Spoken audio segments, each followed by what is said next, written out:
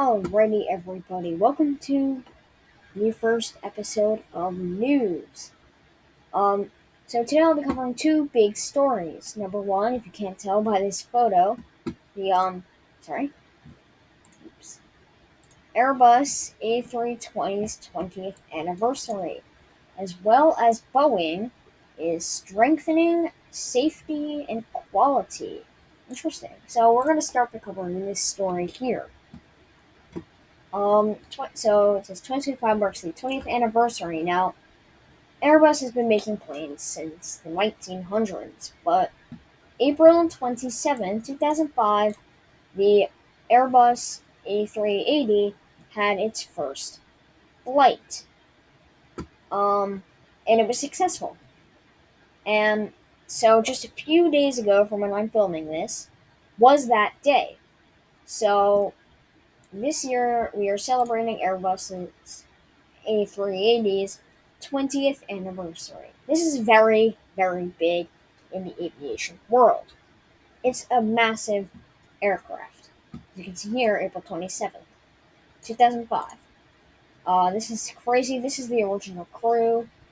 Um, Many people, it says here, 380, it looks like, patents were registered for the design. And as you can see, a lot of people went to watch the first flight.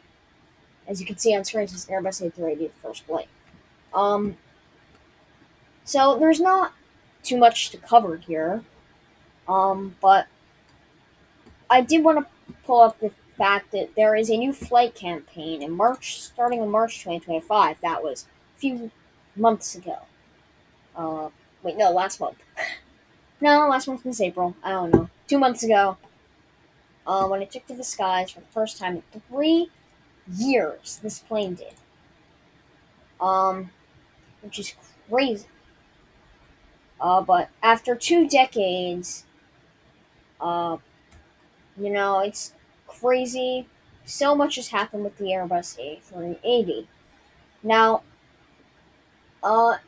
it's doing great. As you can see here, 188 380s are still in service, which is very, very, very nice. And that's really all I have to cover about this topic. Next, Boeing is strengthening their safety and their quality. So on January 5th, 2024, MED plug detached for the left side of a 737-9 Alaskan Airlines, carrying 171 people, including the crew, leading to rapid decompression. The pilots and cabin crew brought the airline and everyone on board safely to the ground. So, because of that, Boeing is now strengthening safety and quality. This is big. This is kind of what we need. But Boeing is definitely spending a lot of their time on these projects like the 777X, which I support, but I feel like they could do more with their time that they have. Now, as you can see here, they took immediate action last January to ensure the safety of the fleet and production operations for all their airplanes. So they gathered feedback from employees, regulators, and customers, and even independent experts, in order to develop a comprehensive plan that strengthens their safety management. This is big. This is crazy. This is wow. So it says here they're committed to this plan, which is good. We want this. I feel like Boeing is on a downhill, and if you go watch the pro versus anti Boeing or Airbus versus Boeing podcast, you'll learn a little bit more about some of the opinions and stuff about Airbus and Boeing. Now, their key performance indicators, they have 6 of them. Employee proficiency, notice of escape, rework hours, supplier shortages, rework hours per airplane, travelers at factory, and ticketing performance. So each one of these has criteria that help identify parts of it at risk. as you can see here. Now you can go read all this, Boeing.com and Airbus.com, if you really want to read it more in depth. I'm just covering some of our big stories. So their SMSs. Their SMS implementation plan to the FAA, which includes actions Boeing will take to transition from its FAA accepted voluntary SMS. Their enhanced SMS champion program, where employees learn how Boeing SMS ensures the safety of their products and services. That's good. Um, Here's some photos of progress, I guess. And oh, these are articles. Here's some articles and examples.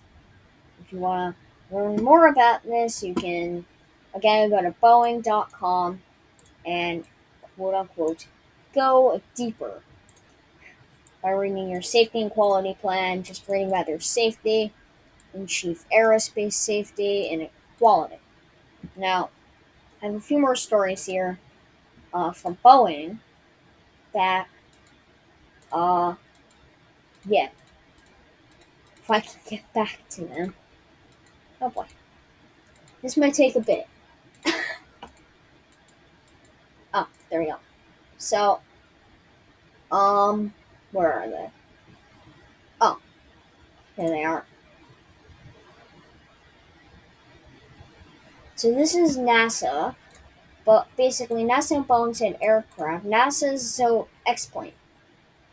NASA and Boeing said the aircraft produced sustainable. So we're gonna talk a little bit about this. So, Boeing has been producing NASA a new X-plane, and so it's gonna be for the U.S. Air Force. And so what this plane does is it seeks to inform a potential new generation of more sustainable single-aisle aircraft. So it's very interesting. So, which, and again, that is very important. We need more of these. So, and here is a quote from the NASA Administrator Bill Nelson at NASA. Our eyes are not focused on stars, but also fixated on the sky. The Sustainable Flight Demonstrator builds on NASA's world-leading efforts in aeronautics as well as climate, which some people may find very interesting. So the X-66A, the name of this plane, is the first X-plane specifically focused on helping the United States achieve the goal of net zero aviation greenhouse gas emissions. So I'm going to explain this. Planes emit a bunch of greenhouse gas emissions. And so the X-66A is the first X-plane which they focused on helping the United States achieve its goal of kind of pulling down on these greenhouse gas emissions. Uh, we're not going to talk about this because that's not aviation related. So, from Bob Pierce, an associate administrator for NASA's Aeronautics Research Mission, I'm not going to try to say that. To reach our goal of net zero aviation emissions by 2050, we need transformative aircraft concepts like the ones we're flying on the X-66A. And so, yeah, uh, they sought the designation shortly after the agency announced Sustainable Flight Demonstrator project earlier this year. The Air Force confers this X-plane status for development programs, and that's mostly it about that X-plane. Now I have one more article for you with Airbus here. Oops. This one. Right here. A satellite to look in the world's forest like never before. Biomass. That's what it's called. So most of us learned in school that trees absorb CO2 during photosynthesis. If you haven't learned that yet, you will. They store carbon and then they release oxygen. So this plays a significant role in the carbon cycle and helps us regulate Earth's climate. But large-scale data on the amount of carbon stored in the world's forests and how they're changing over time is not it's not available. Um, so this is where ESA, or Earth Explorer Biomass Satellite, built by Airbus, comes in.